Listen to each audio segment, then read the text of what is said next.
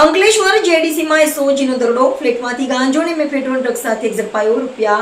₹93,280 નો મુદ્દામાલ જપ્ત. No drugs in Bharuch campaign. Ankleshwar Toral એપાર્ટમેન્ટમાંથી ₹93,000 ના માદક પદાર્થો સાથે મોહિત પાલ ધરપકડ, 2 વોન્ટેડ.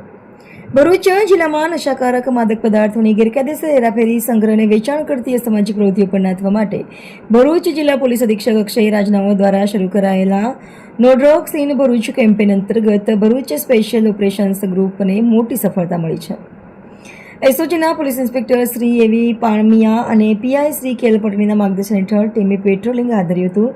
તે દરમિયાન પોલીસ સબ ઇન્સ્પેક્ટર શ્રી એમ કે ગઢવીને બાતમીદાર થકી ચોક્કસ માહિતી મળી હતી કે અંકલેશ્વર જેડીસી વિસ્તારમાં આવેલા તોરલ એપાર્ટમેન્ટના ફ્લેટ નંબર 301માં રહેતો મોહિત પાલ નામનો ઈસમ પોતાના રહેણાંક ફ્લેટમાં માદક પદાર્થ સાથે ગાંજાનું વેચાણ કરે છે અને હાલમાં પણ તેના ઘરે ડ્રગ્સનો જથ્થો સંગ્રહિત છે. બાતમીના આધારે એસઓજીની ટીમે અંકલેશ્વર જેડીસી સ્થિત તોરલ એપાર્ટમેન્ટમાં દરોડો પાડીને ફ્લેટમાંથી મોહિતકુમાર રાજેશકુમાર પાલને રંગે હાથ ઝડપી પાડ્યો હતો.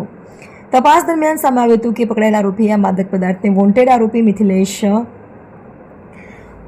તથા દીપ્તેશ પટેલ પાસેથી મેફેડ્રોન ડ્રગ્સ વેચાણ અર્થે મેળવ્યા હતા. પોલીસે દરોડા દરમિયાન ફ્લેટમાંથી 1.45 કિલોગ્રામ વનસ્પતિજન્ય માદક પદાર્થ ગાંજો કે જેની આશરે કિંમત ₹52,250 તથા 12.1 ગ્રામ મેફેડ્રોન ડ્રગ્સ જેની આશરે કિંમત ₹36,030 અને ₹5,000ની કિંમતનો એક મોબાઈલ ફોન મળી કુલ ₹93,280 નો મુદ્દામાલ જપ્ત કર્યો છે.